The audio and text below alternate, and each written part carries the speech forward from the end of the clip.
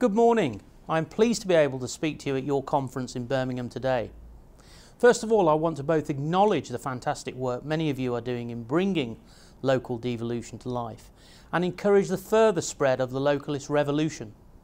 You are the champions of local visible action, demonstrating that it is possible to fix a street lighting or install CCTV or use community action to save a post office, pub or set the planning agenda in your area. Further, by making that direct connection between local issues and local action, your help counters that accusation, often voiced, that all politicians are the same. This helps to prove to electors that voting matters, which can only be of benefit to everyone. Also, since costs are generally lower at parish and town levels, you have greater freedom to innovate. Look at Seaford, where the council-owned beach huts and concessions have been used to grow income and fund the building of more, and where a tree warden scheme will use volunteers to increase trees around the town, saving the council about £250,000 a year. There are many innovative ways in which parish and town councils can finance community projects, like community shares or using trader income under the general power of competence. Collaborations that pivot on knowledge only local leaders have and help the country save money are vital, enabling the residents to make the connection between their vote and local action. Local councils are also in the vanguard of neighbourhood planning, which is revolutionising the part that local people play in the planning system. 90% of neighbourhood plans are led by parish councils, and 90% of designated plan areas are parishes. Around 2,000 communities have started neighbourhood plans in areas that cover nearly 10 million people across England, with over 240 successful referendum plans held, the latest being Barford, Sherborne and Wasperton near Warwick, where 96% of people voted yes to their plan.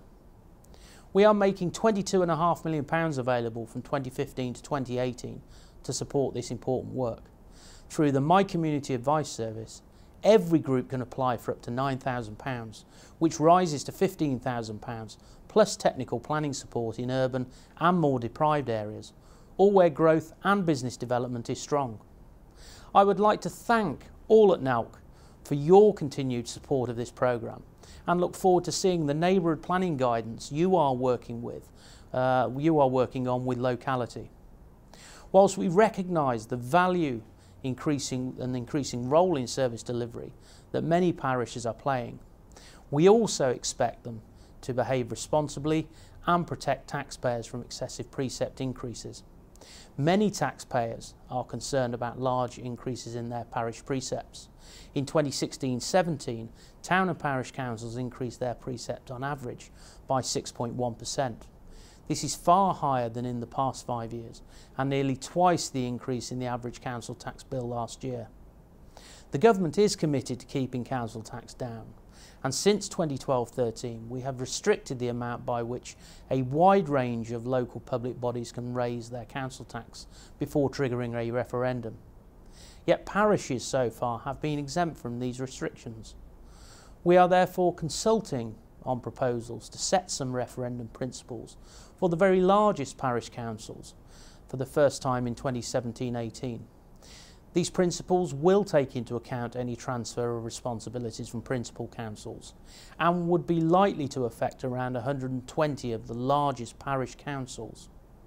This would mean that from 2017-18 they would need the approval of their electorate via a referendum if they wanted to raise precepts by more than 2% or £5, whichever is the greater. We know that this is a complex issue, so we are very keen to hear from you about any issues our proposals raise and encourage you to submit responses to the consultation by the 28th of October deadline. Turning to other recent reforms, I would like to thank the National Association for the assistance that they have provided in the setup of the new bulk audit procurement body, Smaller Authorities Audit Appointments, ahead of the introduction of the new local audit framework for smaller authorities next April.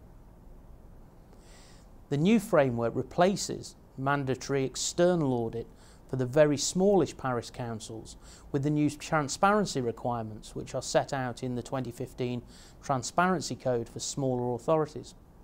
The code requires all parish councils with annual turnover of under 25,000 to publish the key financial, governance and meeting information online. To help small bodies to comply with these new requirements, we have provided funding of £4.7 million, which you have been delivering through your county associations. Thank you for doing such sterling work to promote the fund. So far, over £1.5 million has been paid out to around 2,000 parish councils. I would encourage you to all spread the word to eligible councils to apply for funding.